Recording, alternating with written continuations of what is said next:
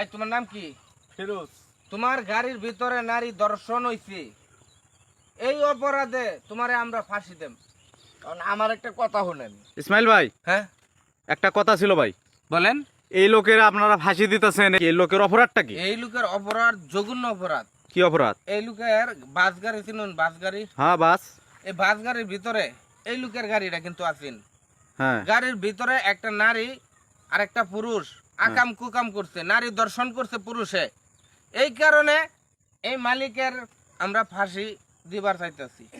ও আপনার গাড়ির ভিতরে দর্শন হয়েছে? হ্যাঁ তাহলে তো ঠিক আছে, আপনার তো ফাঁসি দেওয়া উচিত না আপনার মতো লোকের। আমার কথাটা শুনেন আগে। আপনি কি সাংবাদিক? হ্যাঁ।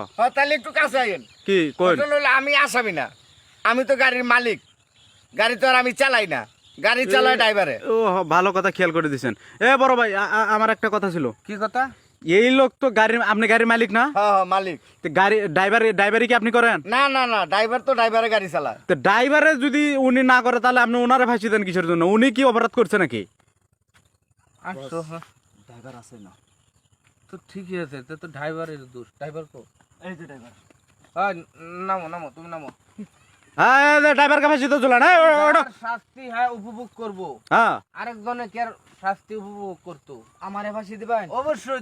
তুমি গাড়িটা চালাইছো না, আমি তোমার driver। গাড়ির ভিতরে দর্শন তুমি কি করো? আচ্ছা বড় ভাই, আপনার কাছে আমি একটা কথা প্রশ্ন করি। কি? ড্রাইভারের দায়িত্ব কি?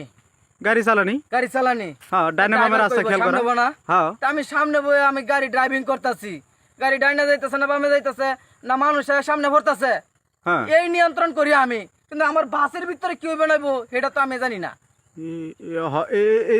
এই কথা তো ঠিক। কি কি বললেন আপনি? আরে এই লোকের কথা তো ঠিক। কি কি ঠিক? আমি তো এই লোকে তো গাড়ি কি থামায়া কি দর্শন হয়েছে নাকি গাড়ি চলতি অবস্থায় দর্শন হয়েছে? রানিং পথে রানিং পথে যদি হয় তাহলে এই লোক দোষী কেমন হয়? ড্রাইভারের দোষ নাই। ড্রাইভার তো গাড়ি চালাতে, ড্রাইভার তো দর্শন করছে না। 2 টাকার আপনারা আমার কইয়া দেন, আমি তারে শাস্তি দেম। তোমার গাড়ির কেটা? কন্ট্রাক্টর কেটা? এটা কন্ট্রাক্টর হইতাছে ওই যে উনি, আমার গাড়ি কন্ট্রাক্টর আছে। হারা উঠাও, উঠাও। নামো। এই তুমি তো ডানেও যাও না বামেও যাও না, সবসময় গাড়ির ভিতরেই থাকো। এই কন্ট্রাক্টরই সকল দোষের মূল। এই এরাজুলান গাড়ির ভিতরে থাকতে একটা দর্শন হইছে, তুমি কইয়াছিলা। ভাই আপনার কথাটা তো আমার ফোন পাই। কি কথা? আমি তো হইলাম গাড়ির অ্যাসিস্ট্যান্ট না, ভাড়া গাড়ি। ওর আমি ভাড়া গাড়িটা তো গেট হয়ে গেছি গা। ওর ভিতরে গাড়ির ভিতরে যে কি হয়েছে এটা তো আমি জানি না। আমি তো ভাড়া কাটতে গেছি গা। তাহলে জানি কেডা? এটা ভিতরে কি হয়েছে এটা তো আমি জানি না। তুমি বাড়া কাটতে হাইরা পরে গেটও গেছি গা। গেটও গেছো গিয়া লোকটা যাত্রী রাখতেছি। তাহলে তারপরে কেডা আছে?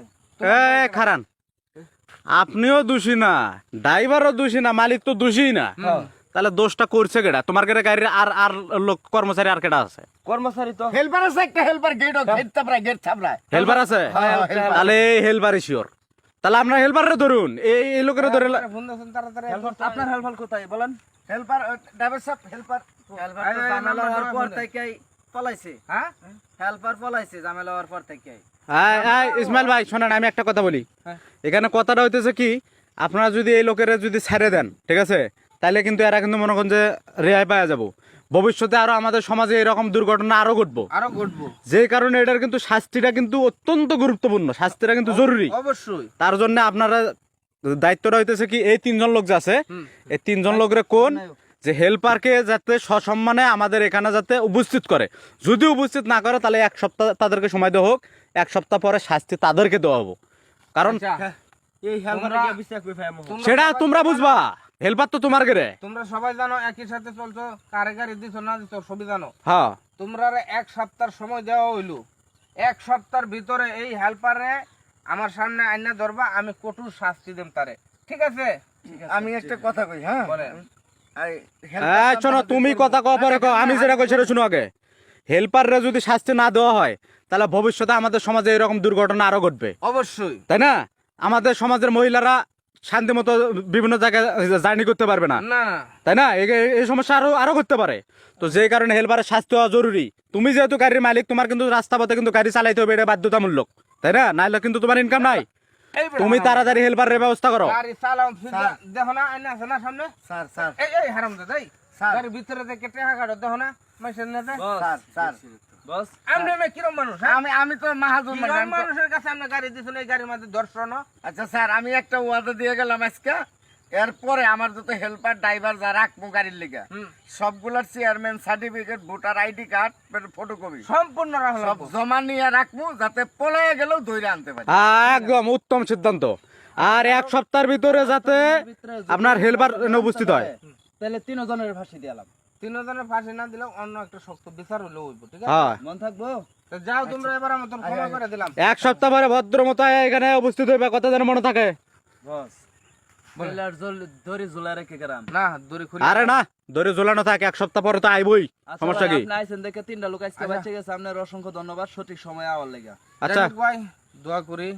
আর আমাদের এই সমাজে ঠিক আছে এই সমস্ত কলঙ্কিত কাজ মানে অহরহ হইতাছে, সরে যাইতেছে, যেই কারণে সমাজের প্রতি আমাদের একটা মেসেজ থাকবো, সেটা হচ্ছে কি যে আমাদের সমাজে যারা আছেন সবাই একটু সতর্ক থাকবেন। আর বিশেষ করে মেয়েদেরকে সম্মান করতে শিখতে হবে, কারণ তারা হচ্ছে আমাদের মায়ের জাতি, আমাদের বোনের জাতি, তাদেরকে সম্মান করতে হবে, শ্রদ্ধা করতে হবে। তো আমাদের সমাজে যাতে এরকম দুর্ঘটনা আর যাতে না ঘটে, তো সকলকে এই কথাটাই আমি জানাই। তো সকলে ভালো থাকবেন, সুস্থ থাকবেন। আসসালামু আলাইকুম।